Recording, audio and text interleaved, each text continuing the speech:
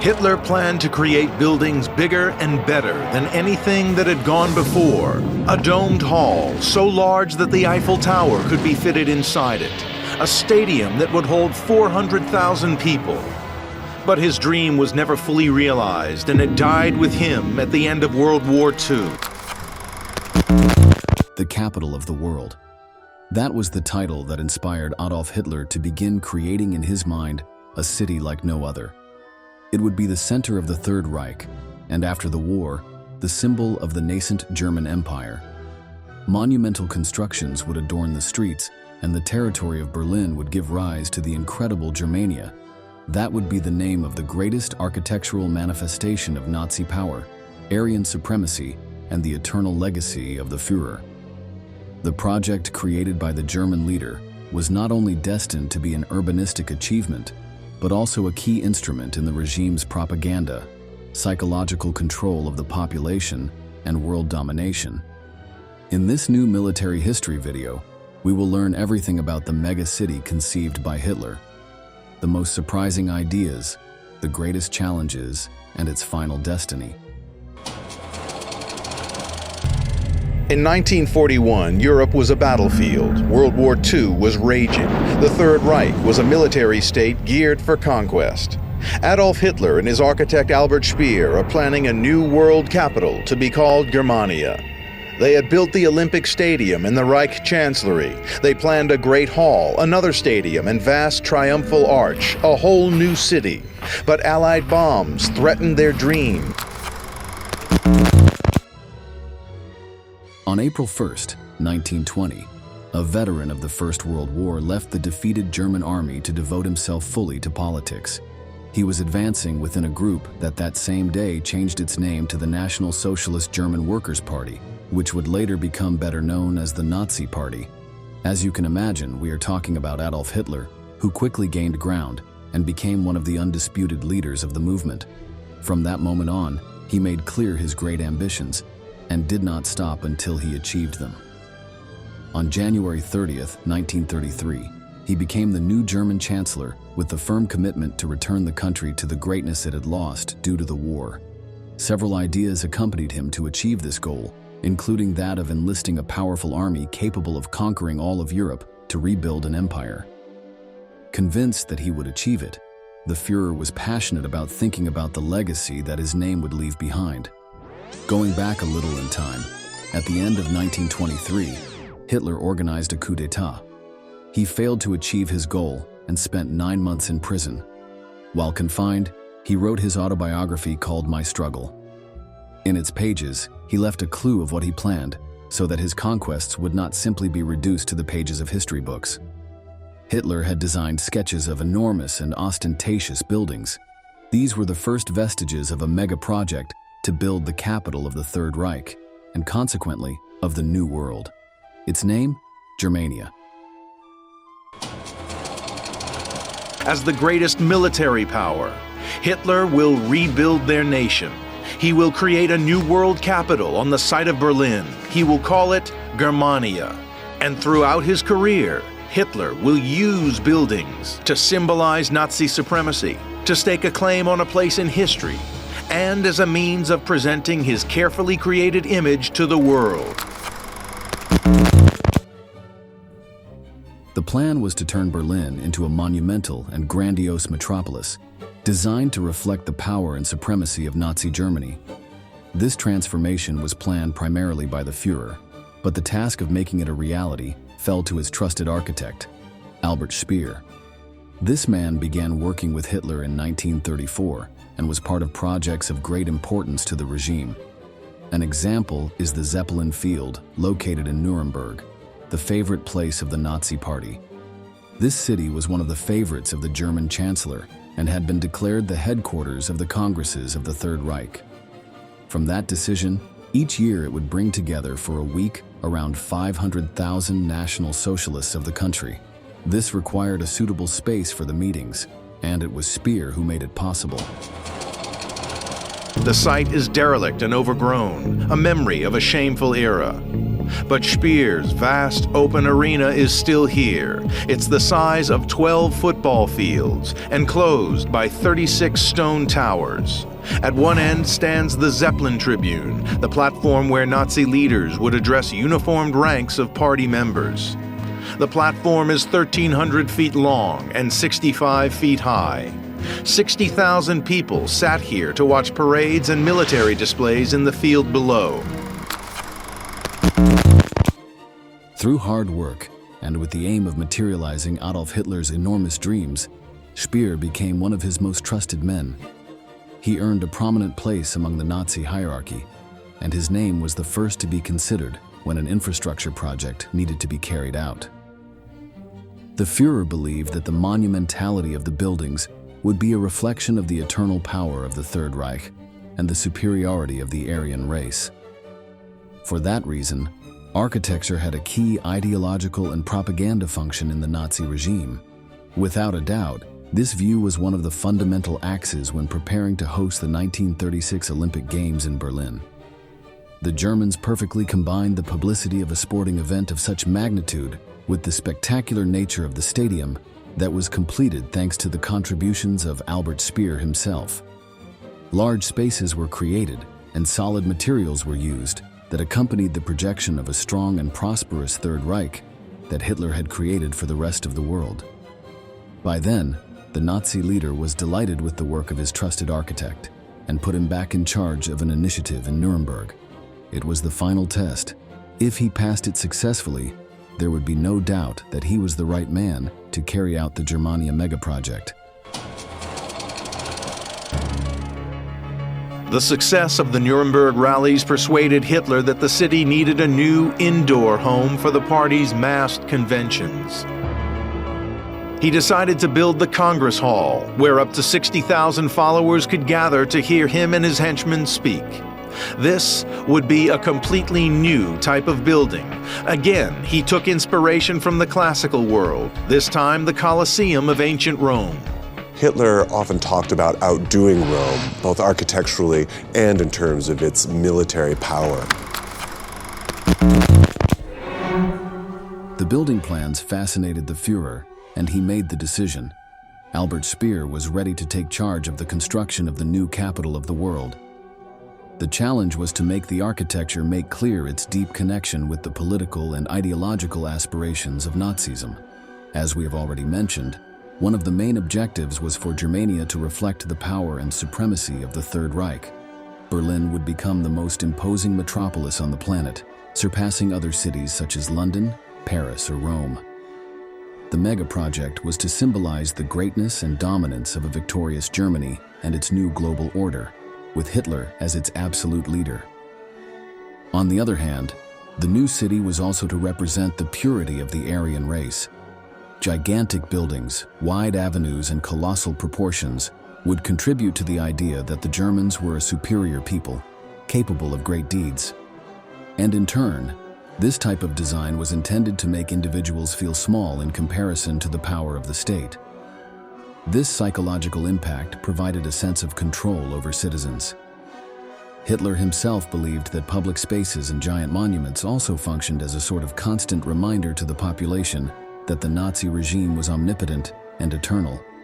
Architecture, in this case, was used as a means to create a feeling of individual powerlessness and submission to the government. Lastly, in addition to all these benefits, the buildings would endure over time. This satisfied the Führer's obsession with leaving a lasting historical legacy. Inspired by the ruins of ancient Rome that continued to impress visitors thousands of years later, he hoped that Germania would become eternal, serving as a testament to the power of the Third Reich. With these aspects clear, it is time to learn about some of the most important projects that were part of the megaplan, starting with the look into the past that the city of Berlin gives us today. It was a former street so-called Charlottenburger Chaussee, and it was made wider in the middle 30s and was reopened on Hitler's birthday on 1939. So this big wide street is all a big birthday present for Hitler? Yes, and there was a big parade on his birthday here. This was the opening ceremony of this street from Germania. This small remnant of Nazi Germany was part of the first project we will learn about. It is the Great East-West Axis, a huge boulevard of approximately 50 kilometers that was to extend, as its name suggests, across Berlin from east to west, connecting some of the city's main monuments and buildings. Surrounded by important government buildings, it was planned to be 120 meters wide in some sections. This monumental work was intended to recall the triumphal avenues of ancient empires, such as Rome. Its development would involve the demolition of large parts of existing Berlin, displacing thousands of inhabitants. The project took this into account and included the relocation of entire sectors of the population. Moving forward, we find another of Adolf Hitler's great wishes, an Arc de Triomphe. This was to be significantly larger than any other built until then, including the famous monument in Paris. The German arch was to be about 117 meters high, more than twice as high as the Parisian one, which is 50 meters high. In addition, the Führer wanted it to be another 170 meters wide. The aim was to symbolize the victory that the Third Reich army would achieve, which would be the greatest in history according to the Nazi leader. On the other hand, like the rest of the projects, it would serve to show the new world domination that the regime aspired to achieve. One of the details that would characterize it was that the names of all the German soldiers killed in the First World War were planned to be carved inside it. This triumphal arch would form part of the Great East-West Axis and was intended to be one of the first sights for those entering the city. But there was still more, probably the most emblematic work born in the mind of Adolf Hitler, and the one that would make Germania an imposing capital throughout the world. We are referring to the Volkshalle, the People's Hall. In 1936, Hitler unveiled plans for the most ambitious of all his building projects. A vast domed space called the Great Hall. The Great Hall was the absolute focal point of the North-South axis. It was a gigantic building which had by far the largest dome in the world at the time. It was intended to be the most important of all of Germania's buildings, a symbol of greatness. The People's Hall was Hitler and Speer's most ambitious architectural project. This building was intended to be the central point of Germania, symbolizing the power of the Third Reich and its control over the world. Continuing the megalomaniacal logic surrounding the Führer, the enormous dimensions would be a reflection of superiority, and that is why this work would be immense. Its dome would be 290 meters high, more than 16 times the size of the one that covers St. Peter's Basilica in Rome. In addition, it would have a diameter of 250 meters. It was estimated that it could hold 180,000 people, which would make it one of the largest structures ever planned. In this space, mass meetings of the Nazi Party, propaganda events, speeches by Hitler and other acts of state would be held. The idea was to project an image of greatness and omnipotence that would intimidate both citizens and foreign leaders who visited the city. Inside, the building was to have a minimalist yet grand design, with a vast empty space meant to inspire a sense of smallness in the face of the power of the Reich. The Führer planned for the words spoken within this room to resonate as if the place were sacred, thus amplifying the psychological effect on those in attendance. Nothing would be left to chance. This work would become the great Nazi symbol, and the entire world would fall at the feet of Adolf Hitler. However, structures of this size required exorbitant amounts of labor. The Germans had to solve this challenge, so the project developers quickly turned to military commander Heinrich Himmler. He was the leader of the SS and supervisor of the concentration camps, who agreed with Speer to use prisoners for the necessary work. In addition, the architect also made use of beggars, gypsies, and pimps, who lived on the streets to begin building Germania. It is estimated that the Nazis had around 130,000 people to begin construction of the new city. Outside the city lies a center for the production of building materials. It reveals the truly brutal nature of Hitler's quest for glory. It is part of the concentration camp Sachsenhausen. Germania was meant to be built on slave labor. Despite the suffering of the prisoners who had to work, and the thousands of Berliners who would be displaced from their homes to carry out the pharaonic works, the Nazi regime presented part of the plan with great pride in different public speeches. The intention was to show the population that the Third Reich was building a modern and powerful capital, in line with the vision of a new Germany promised by Adolf Hitler. Scale models and plans of some projects such as the Arc de Triomphe or the People's Hall were also displayed. These were used as propaganda to generate support and enthusiasm in the people when they saw the attractive aesthetics of the large buildings. However, other aspects were kept secret and were not revealed, mainly because of how extremely ambitious and costly they were in terms of resources and time. The Führer did not want his colossal plans to be perceived as unattainable or a waste of the Nazi government in times of war. The German leader believed that he could carry it out anyway, confident that his powerful army would have no trouble achieving victory in the conflict that began to break out in Europe on September 1st, 1939. However, he was very wrong. In 1942, when the Second World War had been going on for almost 3 years, the Nazis were forced to increase their military budget. Hitler's troops had encountered a tenacious rival in the Soviet Union, and their unstoppable advance suddenly came to a halt. The situation worried the Führer, who immediately allocated the money from the Germania megacity project to other areas. Albert Speer's bulging bank account was dissolved, and some 321 million marks went into a fund to cover expenses related to the fighting that was taking place in much of the world. In fact, the architect who was to create the capital of the new empire was transferred to a position very different from that of his interests. He became Reich Minister of Armaments and Munitions. The idea of turning an entire city upside down to build an emblem of Nazi power from scratch, something that could no longer even be seen on the battlefield, was a long way off. 3 years later, Berlin was cornered by war. The Red Army was pulverizing the Führer's megalomaniacal and delirious idea of erecting an enormously large world capital in the center of Europe. Hitler's world shrunk to a warren of chambers, a concrete tomb. Above him, Allied bombs and shells destroyed Berlin, killing any possibility that his fantasy city of Germania would ever be realized.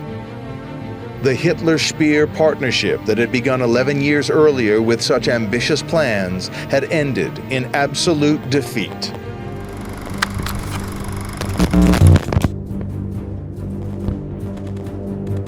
Finally, amid the sounds of bombs and artillery on April 30th, 1945, Adolf Hitler took his own life in his bunker, located under the Reich Chancellery.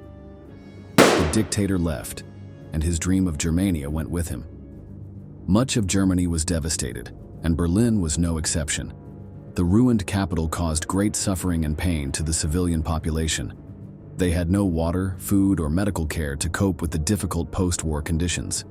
It took many years for the city, divided into two ideologies by the occupation of the Soviet Union and the Allies, to flourish again. However, it did. Now, more than 80 years after the idea of Germania, you can still see some small vestige of what would have been Hitler's dream. The Great Arch of Triumph still exists in Berlin. It is a pillar made to test the weight of concrete in order to advance the monument drawn by the Führer in his book. Speer had ordered the so-called Heavy Lift Corps to be built in 1941 as a solid concrete construction, 21 meters in diameter, 14 meters high, and 18 meters underground. Over time, engineers and architects have questioned the feasibility of such a massive project, pointing out that Berlin's marshy terrain would not have supported the megastructures Hitler wanted. However, we will never know the truth.